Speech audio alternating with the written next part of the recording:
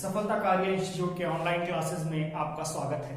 दोस्तों, आज हम हिंदी का एक महत्वपूर्ण टॉपिक छंद लेकर आए हैं, जिसको हम बहुत छोटे से छोटे में समझने का प्रयास करेंगे। ठीक है, क्योंकि टीईटी के स्तर से यह बहुत ही महत्वपूर्ण टॉपिक है। छंद क्या लेकर आए हैं? छंद दोस्तों। ठीक, तो छंद सबसे बड़ी चीज की छंद बना कैसे? छिदि धातु से। संस्कृत की छिदि धातु है। कौन सी धातु है? संस्कृत की छिदि धातु से बना है। छिदि धातु है। संस्कृत की छिदि धातु से बना है क्या? छंद। क्या बना है? छंद। इसका मतलब होता है आच्छादित करना। क्या करना? इसका मतलब होता है आच्छादित करना। क्या करना? आच्छादित करना। ठीक है। छंद की सर्वप्रथम चर्चा ऋग्वेद में हुई। सर्वप्रथम छंद की चर्चा किसमें हुई? ऋग्वेद में। छंद की सर्वप्रथम चर्चा किसमें हुई? ऋग्वेद में। और छंद शास्त्र का प्रथम प्रणेता आचार्य पिंगल को माना जाता है। ठीक, छंद शास्त्र का प्रथम प्रणेता किसे माना जाता है? आचार्य पिंगल। ध्यान दीजिएगा, पूछा जाता है ये क्वेश्चन कि छंद शास्त्र का प्रथम प्रणेता या फिर प्रवर्तक किसे माना जाएगा, तो क्या है? आचार्य पिंगल को हम छंद शास्त्र का प्रथम प्रणेता मानते हैं। किसको मानते हैं? आचार्य पिंगल को। ठीक है, तो दोस्तों अब बात आती है कि छंद है क्या आखिर में। हमको वर्ण, यति, गति, तुक, चरण, गण और मात्रा के से बद्ध कर दिया जाए, वही क्या है? छंद है। क्या कह लें हम कि जिस रचना को वर्ण, मात्रा, यति, गति, तुक और चरणों से बद्ध कर दिया जाए, वही क्या है? वही छंद है। ठीक है दोस्तों, यह तो आप परिभाषा हो गई। और अगर दूसरे शब्दों में है कहे तो छंद वह सुंदर आवरण है जो कविता या कहानी में चार चांद लगा देता है, तो उसे हम क्या कहेंगे? छंद कहेंगे। ठीक है, अब बात आती है कि छंद के अंग क्या है? छंद के अंग, तो दोस्तों छंद के अंग लगभग 7 हैं। कहीं 6 दिए गए हैं, कहीं 7 दिए गए हैं, किसी किताबों में 8 दिए गए हैं। ठीक है, तो हो गया वर्ण। क्या हो गया? वर्ण। ठीक, हो गया यति, हो गया गति, यति, गति, मात्रा। क्या हो गया? वर्ण, यति, गति, मात्रा, तुक, गण, तुक, चरण या पद। चरण कह लीजिए या फिर कह लीजिए पद, और गण। क्या कह लीजिए? गण। वर्ण, यति, गति, मात्रा, तुक, चरण, पद। चरण कह लीजिए या फिर पद कह लीजिए, और गण। ठीक है, तो छंद के जो अंग हैं वह कितने हो गए? 7 हमने आपको बता दिए। कितने बता दिए? 7 बता दिए। अब बात आती है वर्ण क्या है, यति क्या है, गति क्या है, मात्रा क्या है, तुक क्या है, चरण क्या है और गण क्या है। ठीक है, अब हम इसके बारे में एक एक के बारे में थोड़ी सी चर्चा कर लेते हैं। वर्ण क्या है? ध्वनि की वह छोटी से छोटी इकाई जिसके टुकड़े ना किए जा सके, वही क्या है? वर्ण है। ध्वनि की वह छोटी से छोटी इकाई जिसके टुकड़े न किए जा सके, वही क्या है दोस्तों? वही वर्ण है। हमने कहा वर्ण क्या है? वर्ण हमने आपको बताया ध्वनि की वह छोटी से छोटी इकाई जिसके टुकड़े ना किए जा सके, वही क्या है? वर्ण है। बात आती है कि आखिर में यति क्या है तब। तो यति दोस्तों छंदों के पढ़ते समय जिन स्थानों पर विराम लेना पड़ता है, उसी विराम स्थान को हम यति कहते हैं। छंदों को पढ़ते समय जिन स्थानों पर विराम लेना पड़ता है, उसी विराम स्थान को हम क्या कहते हैं? यति कहते हैं। तो फिर कहते हैं कि गति क्या है? तो कविता को पढ़ते समय जिस प्रवाह से हम पढ़ रहे हैं उसको वही क्या है? गति है। वही क्या है? गति है। अर्थात कि कविता को हम जिस प्रवाह से पढ़ते हैं वही क्या है? गति है। तो दोस्तों अब बात आती है कि मात्रा क्या है? किसी स्वर के उच्चारण में जो समय लगता है वही क्या है? मात्रा है। किसी स्वर के उच्चारण में जो समय लगता है वही क्या है, मात्रा है। तो अब बात आती है दोस्तों कि आखिर में तुक क्या है। तो छंदों के अंतिम चरणों में जो समानता पाई जाती है, छंदों के अंतिम चरणों में जो समानता पाई जाती है वही क्या है, तुक है। ठीक, तो चरण या पद क्या है, चरण या पद क्या है, ठीक है। तो दोहे के, ठीक है, 1/4 भाग को, ठीक है, क्या कहते हैं हम, चरण कहते हैं। ठीक है, 1/4 भाग को हम क्या कहते हैं, चरण कहते हैं। तो दोस्तों अब बात आती है, गढ़ क्या है, वार्णिक छंदों में लघु और गुरु का क्रम बनाए रखने के लिए गुण का प्रयोग किया जाता है। किसका, गढ़ का प्रयोग किया जाता है। ठीक है, छंदों में लघु और गुरु का क्रम बनाए रखने के लिए गढ़ का प्रयोग किया जाता है। तो ये तो बात आ गई वर्ण की, यति की, गति की, मात्रा की, तुक की, चरण की और गढ़ की। ठीक है, अब हम चर्चा कर लेते हैं गढ़ की। गढ़ कितने हैं, 8 गढ़ हैं। कितने गढ़ हैं, 8 गढ़ हैं। उसको लिख देते हैं एक बार, देखिए। छंद शास्त्र का पहला सूत्र, छंद शास्त्र का पहला सूत्र है या माता राज, या माता राज। क्या है, छंद शास्त्र का पहला सूत्र है या माता राज भान सलगा। क्या है, भान सलगा का पहला सूत्र क्या हो गया, या माता राज भान सलगा। ये क्या है, छंद शास्त्र का पहला सूत्र। छंद शास्त्र का पहला सूत्र, छंद शास्त्र का पहला सूत्र क्या है, या माता राज भान सलगा। तो हमने कहा गढ़ों की संख्या 8 है, यगड़, मगड़, तगड़, रगड़, जगड़, भगड़, नगड़ और सगड़। ठीक है, क्या है, यगड़। क्या है, यगड़, मगड़, तगड़, रगड़, यगड़, मगड़, तगड़, यगड़, मगड़, तगड़, रगड़, जगड़, भगड़, नगड़, सगड़। जगड़, भगड़, नगड़ और सगड़। ठीक, तो अब दोस्तों यगड़, मगड़, तगड़, रगड़, जगड़, भगड़, नगड़ और सगड़। ठीक है, तो ये तो आपके 8 गढ़ हैं और इनका सूत्र भी दिया हुआ है। यगड़ का सूत्र क्या है, य माता। क्या है, य माता, य माता। ठीक, तो यह माता में देखिएगा, ठीक है, ये बड़ा आ, ये बड़ा आ और ये छोटा, तो अर्थात मात्रा क्या, 1 2 और 2 हो गई। मात्रा क्या हो गई, 1 2 और 2 हो गई।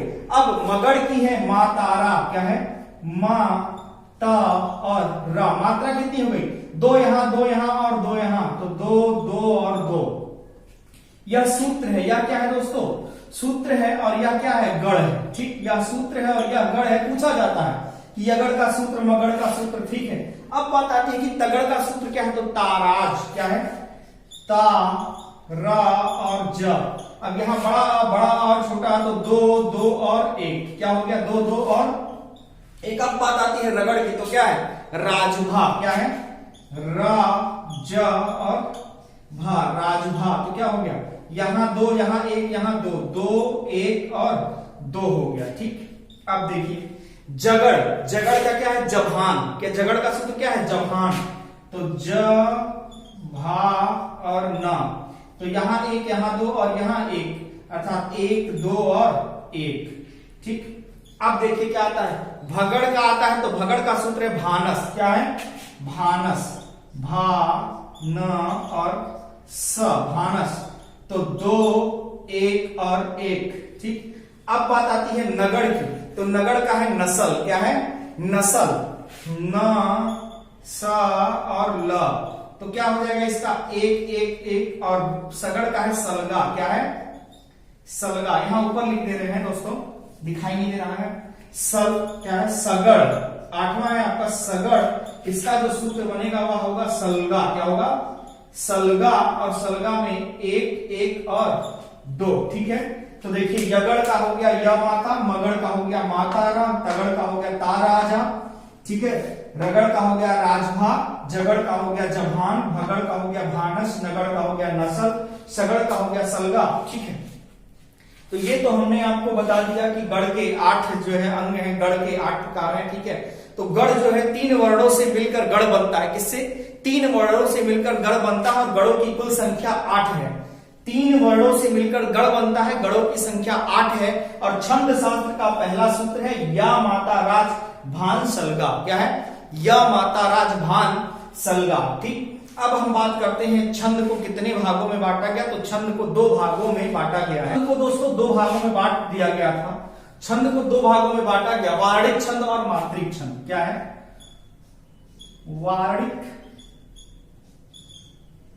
वार्णिक छंद और दूसरा हो गया मात्रिक छंद। वार्णिक छंद और मात्रिक छंद। तो वार्णिक छंद और मात्रिक छंद, ठीक है, छंद को 2 भागों में विभाजित कर दिया गया, वार्णिक छंद और मात्रिक छंद। ठीक है। तो अब दोस्तों वार्णिक छंद क्या है और मात्रिक छंद क्या है? तो मात्रिक छंद को भी 3 भागों में विभाजित किया गया। मात्रिक को भी 3 भागों में विभाजित किया गया। कौन कौन सा दोस्तों? सममात्रिक, अर्धमात्रिक और विषम मात्रिक। ठीक।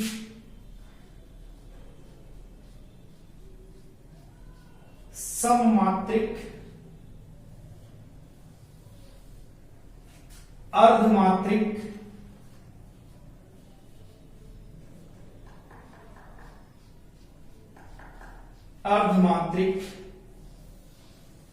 और विषम मात्रिक।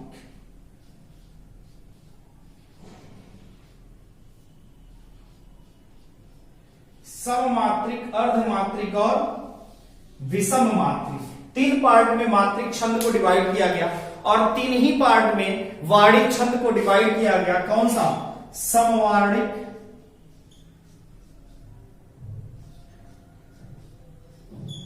समवर्णिक, कौन सा?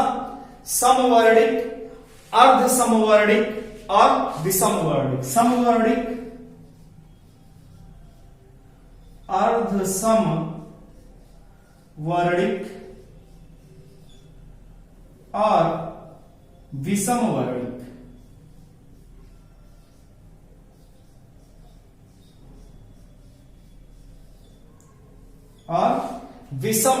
ठीक।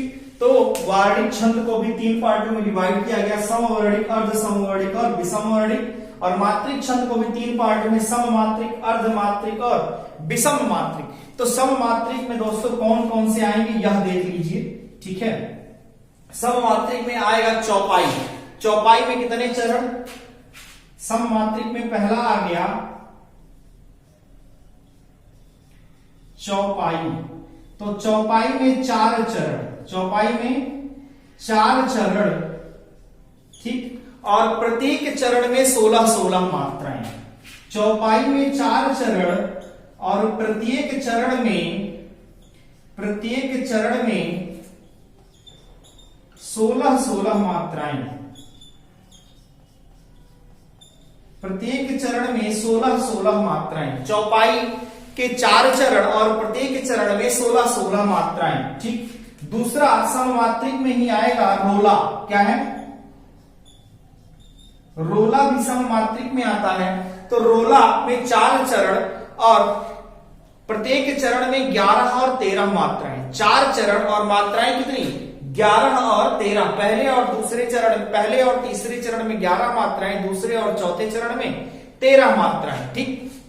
तो 4 चरण मात्राएं कितनी? 11 और 13 मात्राएं। ठीक। मात्राएं कितनी? 11 और 13 मात्राएं। ठीक है। फिर क्या आता है? हर गीतिका। तो हर गीतिका में 16 और 12 मात्राएं। हर गीतिका में कितनी है?